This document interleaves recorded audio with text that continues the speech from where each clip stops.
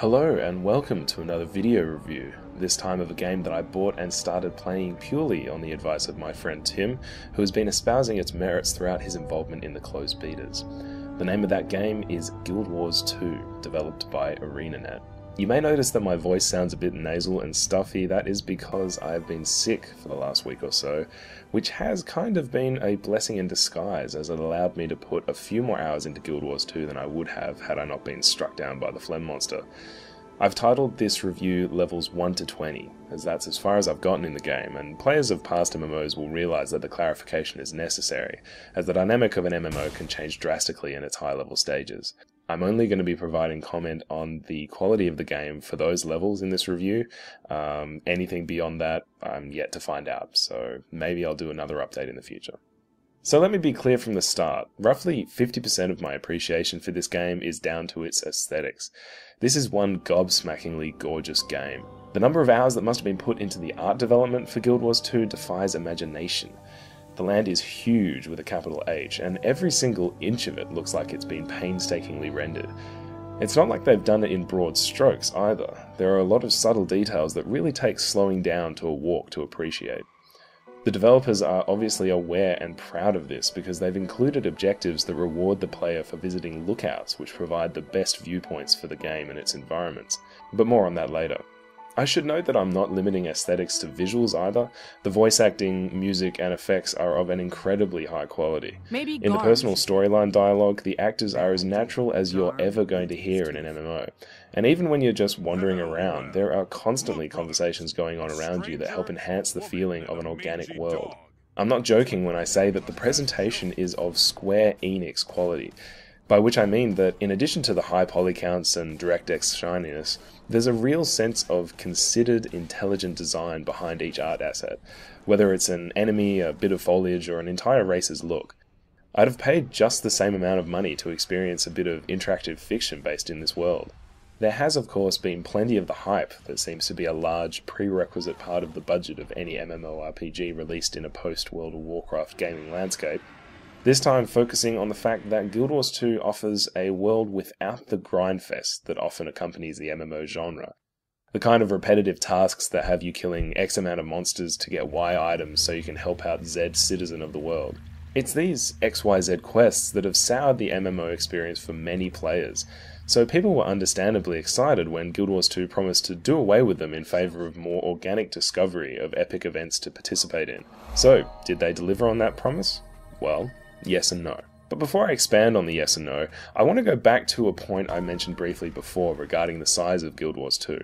It's really, really big. I've yet to see a map size comparison between it and other popular MMOs, but it feels a lot larger than, say, World of Warcraft, even including all its expansions. But, as they say in the business, it's not the size that counts, but how you use it. So what if the land is huge? The question is it filled with cool stuff? Thankfully, Guild Wars 2 makes use of its vast real estate to provide the player with a bunch of activities to get involved with. And they do so by making some smart choices about the use of both grind and non-grind activities. In essence, MMORPGs are about getting experience and leveling up your character. And the ways in which players are able to get experience in this game have been diversified to a large extent. As far as I've been able to determine, there's roughly 7 different ways to level your character. Exploring, crafting, dynamic events, your personal storyline, renown quests, PvP, and World v World. And each of them seems to be able to be done to a fairly high level, possibly even to result in you hitting the level cap purely through that channel. In fact, I think the first person to hit the level cap in the world achieved levels 60 through 80 purely by being fed items by his guild so that he could get crafting experience. Storyline quests and renown quests need no introduction. The former can be thought of as one huge main quest line, similar to that of, say, Skyrim, which starts off separate for the different races initially, but which merges at around level 30 and continues all the way through to the level cap at 80. Renown quests are a throwback to the traditional, grindy, go here and do this style quests. Thankfully, they're usually quick, requiring less than 10 minutes of your time to complete, and at least half of the 50 or so I've done so far involve using interesting items or doing something that's out of the ordinary for MMOs, so they're quite fun. One memorable one in the Char Races area, which Tim and I had a lot of fun with, involved testing grenades on swamp lizards. So ArenaNet is obviously aware that while they've still got these traditional elements in there, at least they've had a bit of a play around with them. Dynamic events are the ones that were hyped the most in the lead up, in that they said that you can be running around, killing mobs and generally exploring, and an event notice will come up on your HUD notifying you that an event is happening in your area. These events can be anything from defending an area, to taking down a roaming boss, to assaulting a dungeon. They scale in difficulty to how many players are participating, and you get a reward of bronze, silver or gold based on how effective you were in completing the challenge. I really liked this system from its first really well done implementation in a previous MMO, Warhammer Online, where it was called the public quest system. And this seems to be a continuation of those, so I'm not sure what the hype was about. It is a really natural way to get players working together to achieve an objective, and when you have upward of 100 players trying to take down a gigantic burning effigy, it can be really cool. The only problem I have at the moment is that there are actually too many players trying to do these quests. So you can feel a bit ineffective when even the biggest bosses go down seemingly without you having really done much. But I think that'll pass once the initial injection of players from the launch get past the first areas and spread out. Crafting is relatively straightforward, quite a lot like other MMOs, although lip service should be given to the ability to discover crafting recipes, which is a lot more natural and intuitive, and actually gives an appropriate level of experience from being able to figure out recipes logically. I should also mention that the collectibles tab is a really great idea, as it allows you to store all those little fiddly ingredients without taking up valuable shared stash space. All those are great, but it is discovery where Guild Wars 2 really distinguishes itself.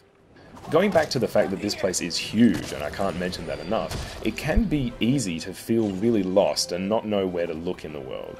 Which is why I have to doff my cap to the ArenaNet crew in implementing a really simple but very effective system of giving experience for what is basically just the player exploring the map. So in each area there are 5 different types of locations you can visit. Points of interest, which are just locations which might contain little bits of lore or just places that you can visit in your travels, like keeps, forts or monuments. There are renown hearts, which are the locations for the renown quests. Waypoints, which allow you to instantly warp around the world for a small fee. You can warp from one corner of the world to the other instantly and not have to worry about how you're going to get there or how long it's going to take before your friends have to go off and do something different while they're waiting for you to get over to where they are. There's also skill point challenges that you can find, which give your players extra skill points to unlock different abilities.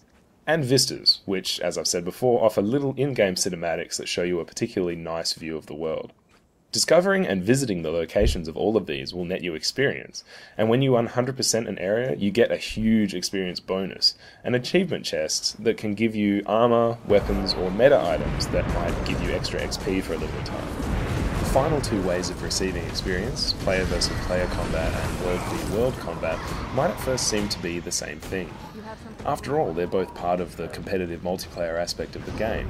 I haven't tried it yet, but PvP is apparently much more structured, involving small groups of players in coherent teams that are out to defeat their opposition in what are pretty much just small arena matches. World v World is a much more ambitious competitive mode, as it pits 2 smaller population servers against one larger one, in a war for what is truly a massive battleground, comprised of supply camps, forts, and castles that must be assaulted using coordinated siege attacks. I think it's this mode that I'll eventually come to love, combining as it does the beauty of the huge world that Guild Wars 2 inhabits, and the thrill of a well thought out attack plan. I could go on for probably another half an hour, but all up, Guild Wars 2 is a pretty amazing package, and one of the best things about it is it needs no monthly fee for you to enjoy it. Online, it can be purchased for a little under $60 US, which is a pretty damn reasonable price for a game that looks and plays as well as this one does. ArenaNet have spent 5 years polishing up this second iteration for us to enjoy, and I have to say it's been worth the wait. Thanks for watching, and I'll see you in Tyria.